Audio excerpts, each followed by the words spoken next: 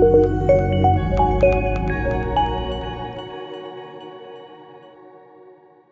afternoon, everybody, and thank you very much for the introduction. Very happy to be here in Mumbai for the first time. It's been on my list for a very long time, and which is true. And I've been listening with great care to the different presentations here next to me, from a level of Army, Navy, research and development, funding, ecosystem, a lot of very relevant topics that came up today. Today I want to talk a little bit about, let's say, a different but complementary topic, more specific, and that is regarding the technology behind developing airframes for unmanned aerial systems. So, as an introduction, my name is Gino Balistreri. I joined HP 7 years ago, have been leading the drones team at HP, so working globally, basically with manufacturers of unmanned systems that want to have their aerial systems, their underwater systems, their ground systems, service systems, want to have them developed with our technology, either for components or, as you will see, today we'll focus on aerial side, on complete airframes. Basically, we have a team established that runs between technical consultants, business developers, aerospace designers as well, to have the right expertise, and working basically globally to help manufacturers. Now, HP, you know them from the laptops, the printers. Some of you may already know that we also do a lot in additive manufacturing, and actually we have the leading powder bed technology for industrial manufacturing today. So we'll talk a little bit about that, but specifically for aerial vehicles. So around 3 years ago, actually, we started seeing a lot of parts coming up at our contract manufacturers, because we have hundreds and hundreds of contract manufacturers around the globe, including in India. And we saw a lot of parts coming up. So actually it was a question from our side is, why are we seeing so many parts being printed at our contract manufacturers related to drones, instead of us pushing inside this market, right? And that basically led to where we are and becoming actually the leaders now in terms of end-use components from an additive standpoint on drones. So I want you to have 3 takeaways today. One is additive provides a lot of value to the aerial vehicle space. That MJF is the go-to solution for drone components and entire airframes. And that the first fully 3D printed aircraft with a 2-meter larger wingspan, both for commercial and for defense use, as you will see today, is additively manufactured with multi-jet fusion. Now, we have limited time today. We have around 25 minutes left.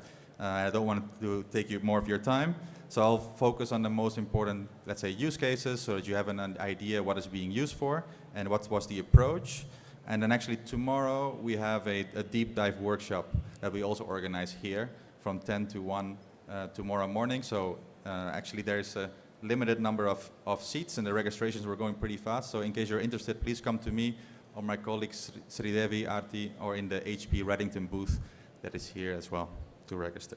Okay, I brought a lot of parts with me to show you tomorrow, so I just have a few here that will help for the visualization of the discussion. All right.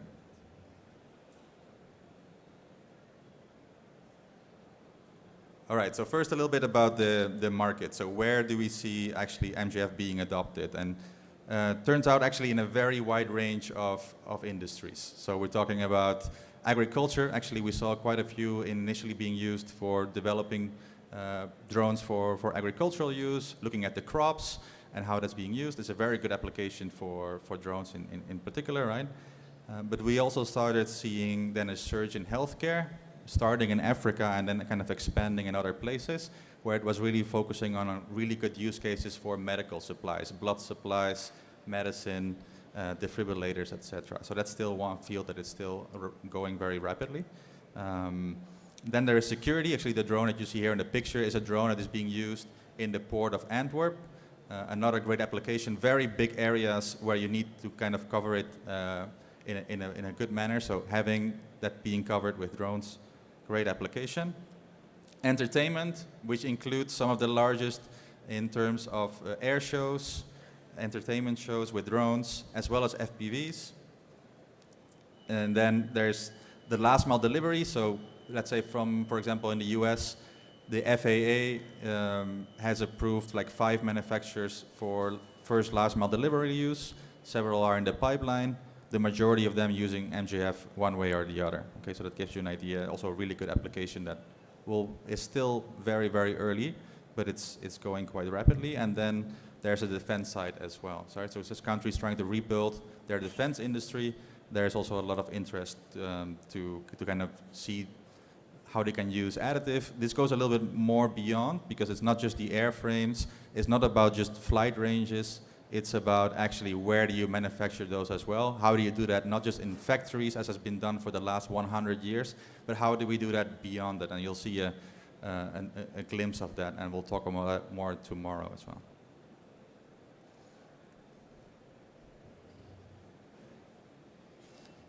So what type of components are being printed? It's actually a large range of components being done today. Think about the frames, we'll talk a little bit about that, in the UD bodies, or actually assemblies of larger components as the drones get bigger. Wings, there's quite a few wings now starting to become put on MJF. I'll show you an example now. And then, but even things like ducts, propellers, propeller housings, a lot of custom components, covers, cargo components, any customizations that come into the aircraft. There's a lot of potential for additive there. Battery housing is also a very popular one. You won't see it from the outside, but there's a lot of VTOL aircraft flying with battery housings made into multi-jet fusion. And then there's simply prototyping. So actually, some of the drones you'll see, we've been prototyping them at very rapid pace. Within 3 months, we had like 6 different iterations of aircraft flying. So that's, I mean, unprecedented. Without additive, there's just no way how to do that, right?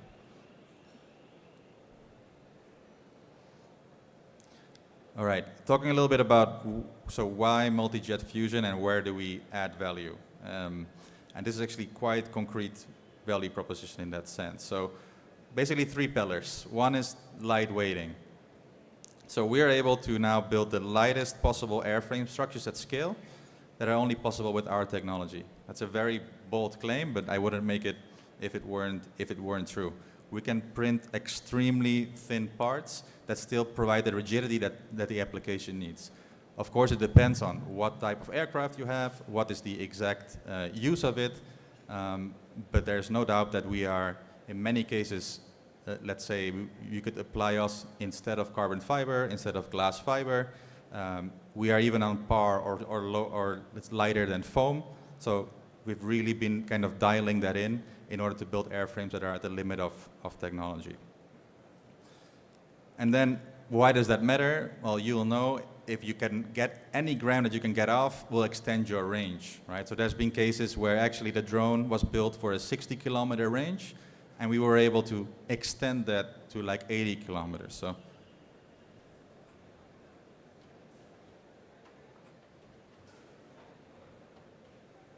that was a little cliffhanger. So this VTOL wing section that you see, for example, is incredibly light. I encourage you to come later and you'll see how light it is. That is part of an aircraft that actually saved a lot of weight versus carbon fiber initially. And that meant that the range could be extended from a 60-kilometer range to an 80-kilometer range, which is really significant in many applications, right? I was 2 weeks ago in the biggest defense event in Europe. There were a lot of drone companies, probably 50% of the entire hall was drones.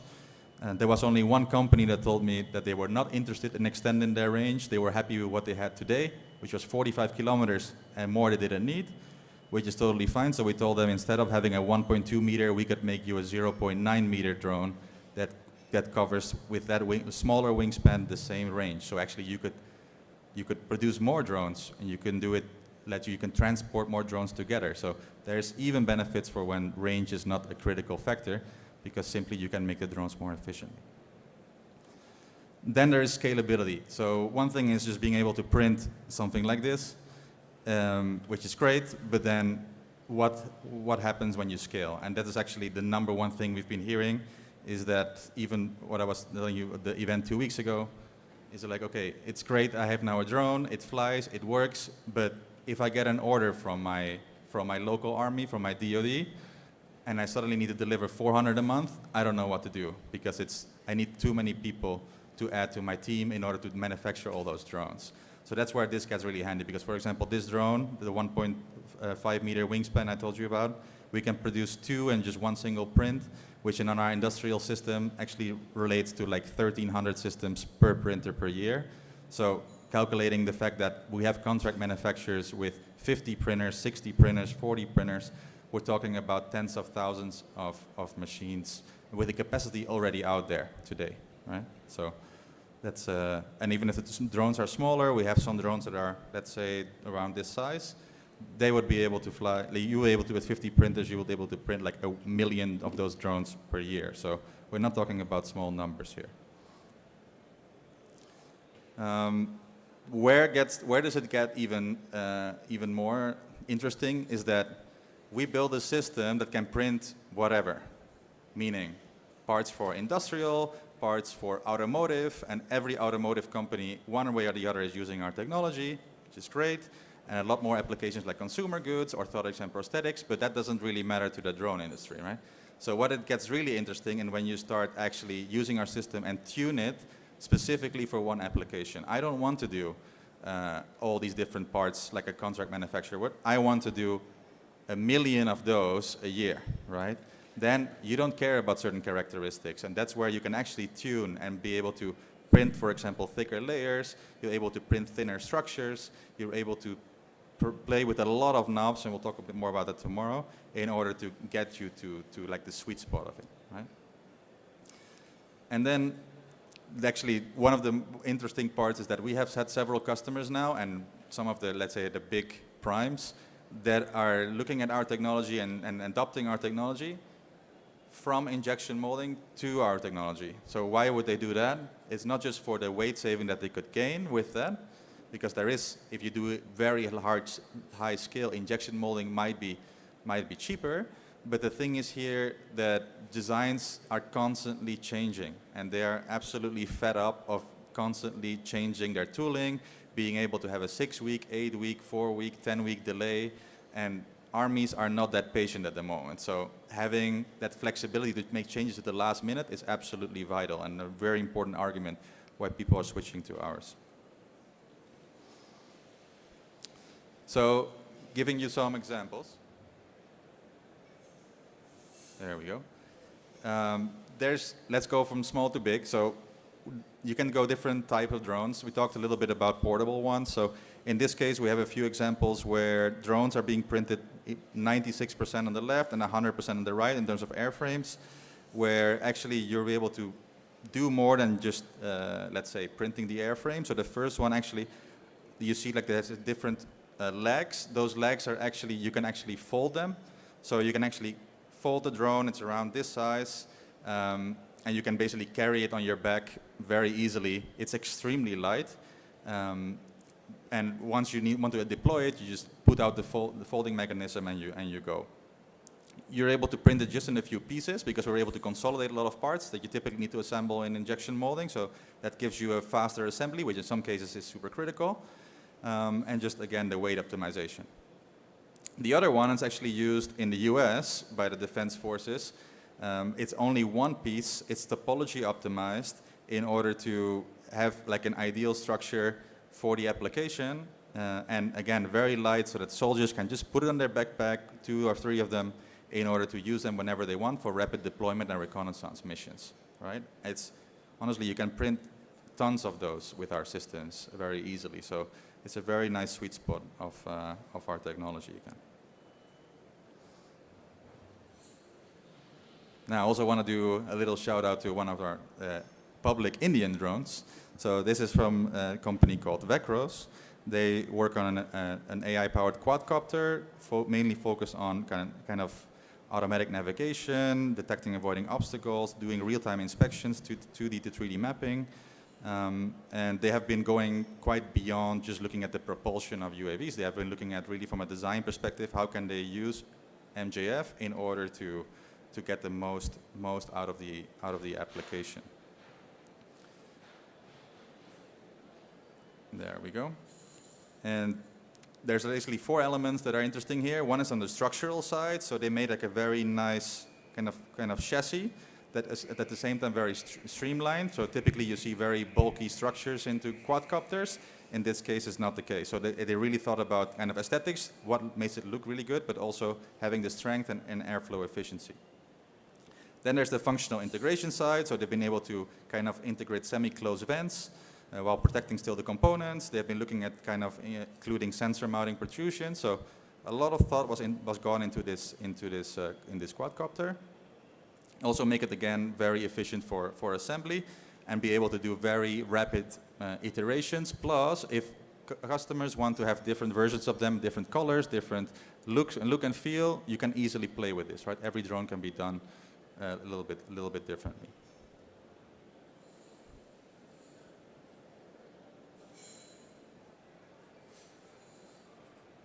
There we go.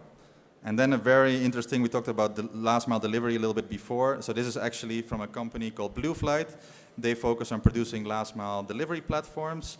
And they actually have a very interesting system now being looked at by the FAA in order to do last mile deliveries in the US, because it's really tested for different weather systems. It actually has a mechanism that avoids the tilting of the fuselage for anything that is inside, which is interesting for last mile delivery. And they also actually just extended it to the defense side by doing medical supplies, for example, as well. Now, why is it interesting from a 3D printing standpoint? Is because they had limitations with other technologies. They actually tried FDM, they tried SLA, they tried PLA, they tried basically lots of different technologies out there, SLS as well, and they saw that none of them could help them with what they needed. And actually with MJF, they were able to reduce their drone by 25% in weight, which is light years in drone language, right? So when you look at like what are the concrete benefits that they got out of it, you'll see that it's about like reducing the weight, obviously, and having this strength to weight ratio, right? If you want the minimum weight, just don't print anything, because then it's 0 grams. It's about like finding this balance between having a sufficient strength for what you need to do, having the repeatability to actually produce more of that. So again, they got orders suddenly of a lot of drones. What do? Now you have a way to actually scale that up, and not with manual labor, but with mostly printing labor on the airframe side, right? Freedom of design, we talked about that, and actually at the time we made the use case, they had 48 components, including all the covers, battery housings, everything is basically 3D printed that you see. It was on the US media actually, in one of the big channels last week. Now they already have around 60 to 70 parts in their drone on MJF, so they keep kind of growing and using the technology.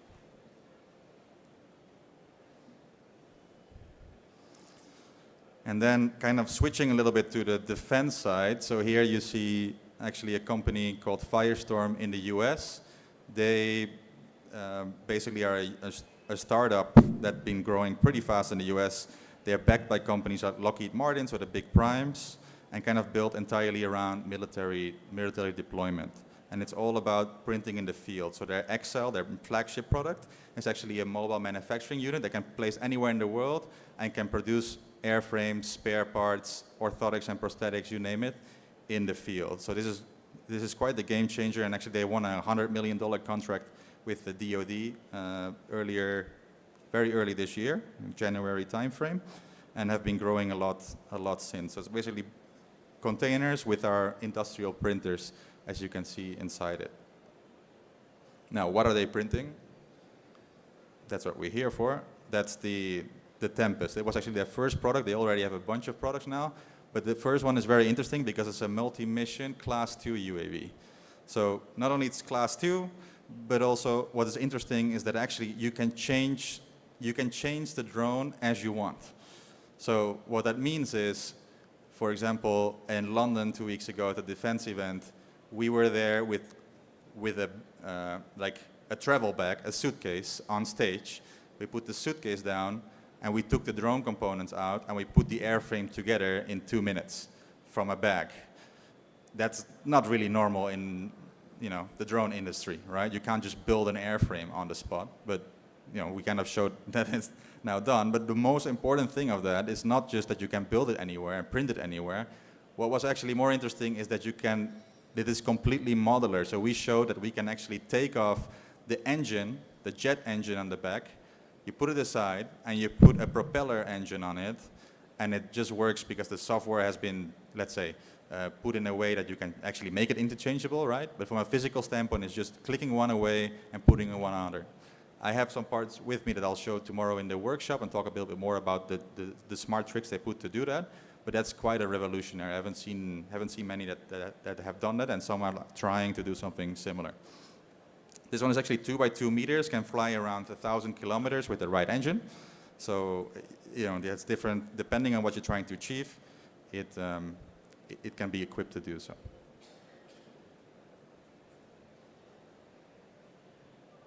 And just to show you that it's not just a concept, this was a video actually from almost a year ago now, where it was flying close to military bases in the US to do like a flight demonstration and seeing that it's new. There's also some music in the next video, so I'm wondering, the sound, will it work for the next video? Perfect, all right. So then I'll go to the last use case that we have, and I'd like to share, and actually it's arguably the most interesting one. Start with a video.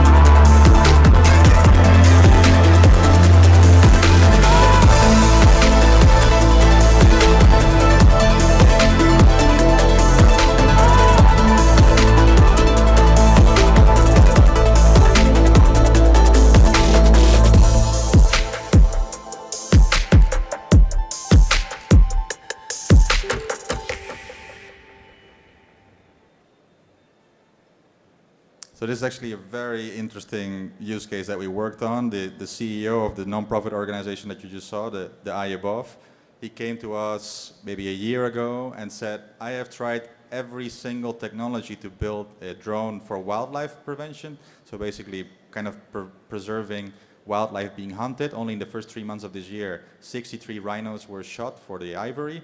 And so they're trying to find a tool to be able to help rangers that are covering. I'm from the Netherlands, it's a very small country, but if you are a ranger and you're assigned an area, a natural park as big as my country, it's big. Like, you have a lot of area to cover, right? And today is just someone is actually going out there and trying to stop poachers. That doesn't work. And actually it gets worse because people put traps everywhere from like metal wires.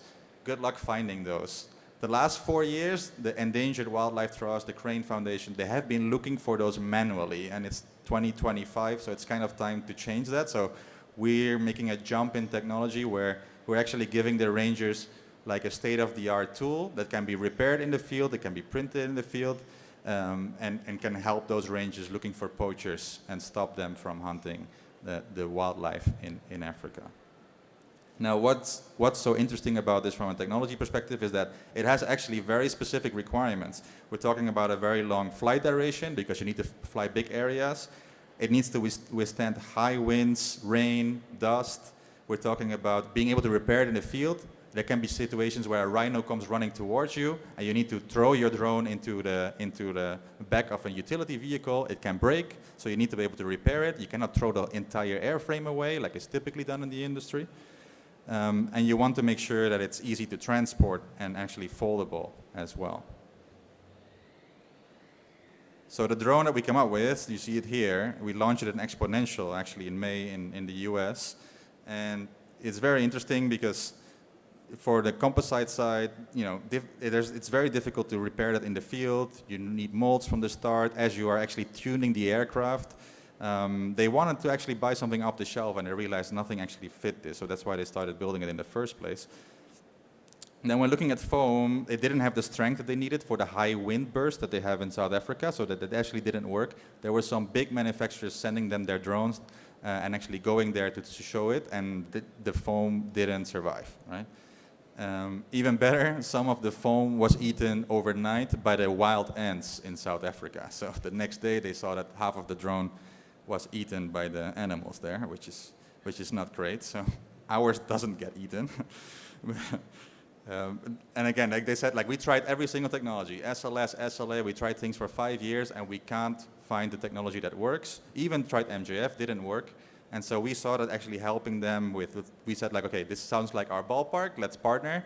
And using our process parameters, what I told you in the beginning, fine-tuning for an application, we were able to print structures that are actually like very, very thin and kind of accelerating their development. And you'll see that like the material that we use actually strong and very flexible. Here you see a cut of the airframe. It's 0.8 millimeter walls actually. So it structures into cells, so if something gets damaged, it can still do perfectly its mission.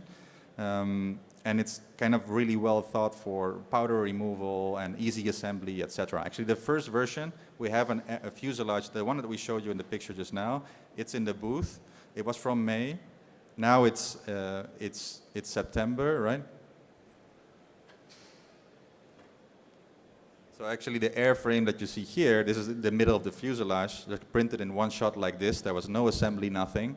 Actually was completely optimized since then already. So in 3 months, we actually included square rods to have a better effect against torsion, easier for powder removal. We have clipping systems so that you can just clip the whole drone apart. The first one took a while to assemble, but these ones are now you're like 30, 45 minutes, and you have your VTOL basically up and running.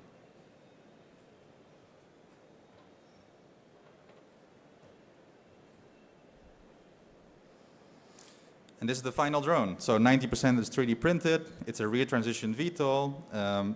And what I was telling you before about the wires on the floor, nice about 3D printing, you can easily swap things around, make it modular. So actually you can put a synthetic aperture radar on the bottom, and then it can suddenly detect snares and tell the ranger, go here, here, here, and here. That's where we've detected metal on the ground, right? So with that, I'd like to thank you again for your attention. I hope you learned a thing or two today with what is happening in terms of using 3D printing and particularly multi-jet fusion for, let's say, building entire airframes, but actually competing with conventional technologies on this front. If you have any interest to connect with us, actually we have a digital manufacturing network here in India. We have phenomenal colleagues covering the country. Feel free to connect with us. Actually, you can go to drones@hp.com and an email can get straight to me. You can use my name, which is a little bit more complicated to pronounce, or come directly to here to get connected with me or my colleagues. So thank you so much for your attention, and I'll hand it back to the organization. Thank you.